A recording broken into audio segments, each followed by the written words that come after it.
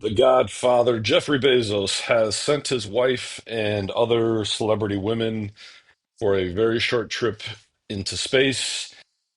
I struggled on wanting to post on this story because I do want to be pro space and pro launching, missions to space and astronauts and technology and motivating our children to be excited about space and engineering and STEM. But this is, kind of a cluster of of politics and whatever, women only, whatever you want to call it. It was publicity stunt by Blue Origin, and yeah. Including Katy Perry, Lauren Sanchez, and Gayle King, has been hilariously mocked after it returned to Earth following an 11-minute trip.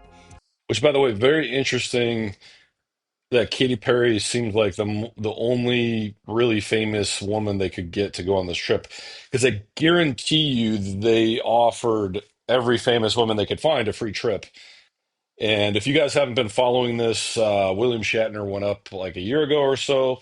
I believe Blue Origin is about to start selling tickets to go on this quick trip where you basically fly up into just beyond the atmosphere, where you're up in space for whatever 5-10 minutes, and then you come back down. I'm assuming they're charging like $100,000 to $500,000 per shot. But yeah, it is fascinating to me that Katy Perry was the most famous person they could find.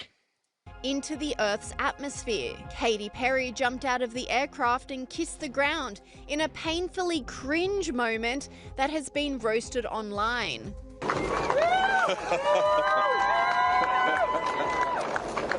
Oh, I love, I love Jeff Bezos's favorite or his like fake laugh.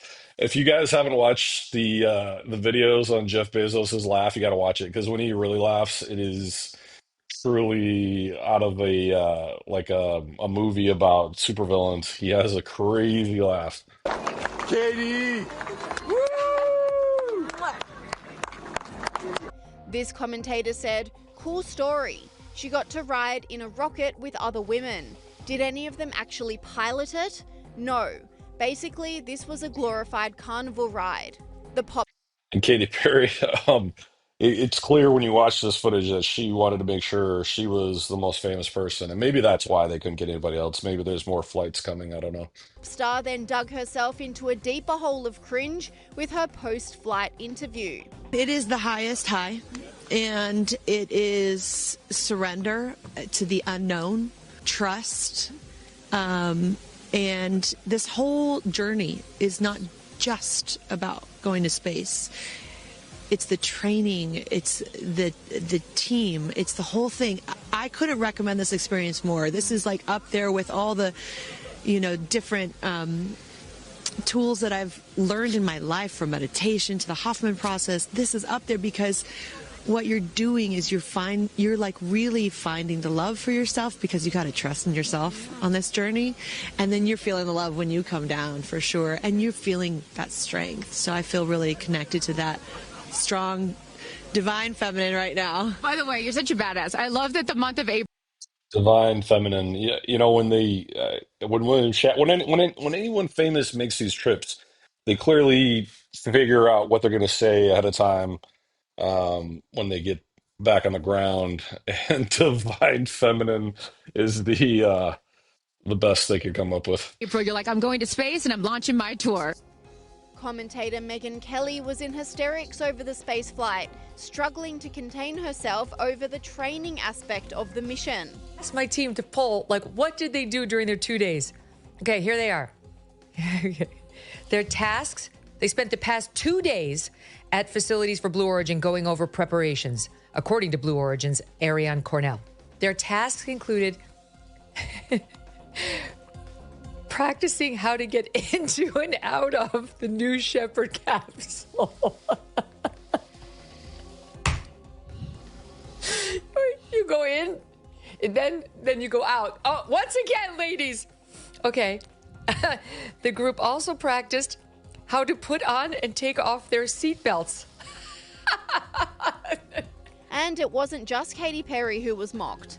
The entire crew was ridiculed as footage of the women squealing from inside the capsule emerged.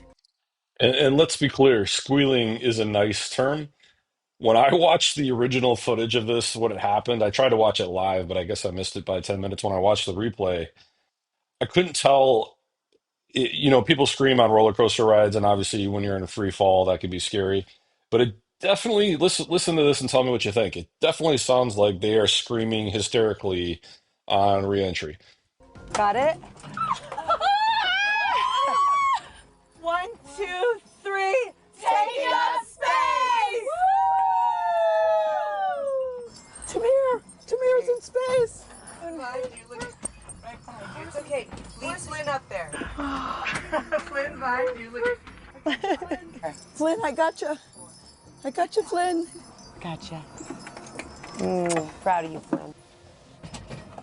Flynn, can I have?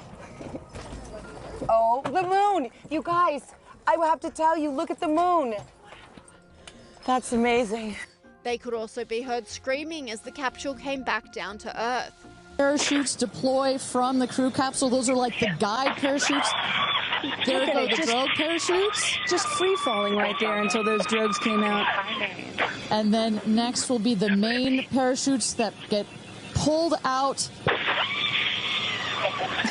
Hear that screaming inside the capsule? And all three air cushion that will kick up the dust. It's a very soft landing despite the sporty perception. There it is. While Bezos and his crew loved every second of the flight, many, including model and outspoken commentator Emily Ratajkowski, blasted the spectacle for its incredible waste. That space mission this morning, that's end time shit. Like, this is beyond parody. Saying that you care about Mother Earth and it's about Mother Earth and you're going up in a spaceship that is built and paid for by a company that's single-handedly destroying the planet. Look at the state of the world and think about how many resources went into putting these women into space. For what?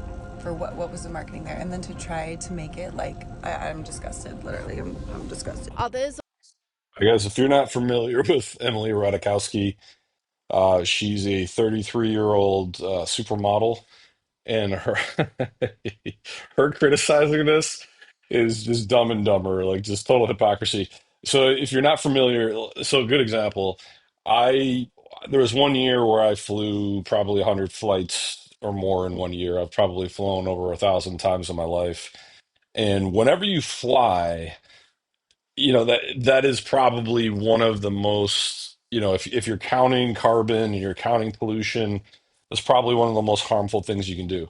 If everyone flew like Emily, like, so she flies in private jets all the time, is on cruise ships, her carbon footprint is, not just the 1% of the world, but the 0.00001%. Like, she's probably, if you were to assign how much carbon she has caused in her lifetime and in her 33 years, she's probably at the top of the list. Like, there is probably very few people, other than billionaires and other extremely famous people who fly in private jets all the time, who have such a huge negative carbon footprint on the planet. So I don't know if there's another way to count it like that.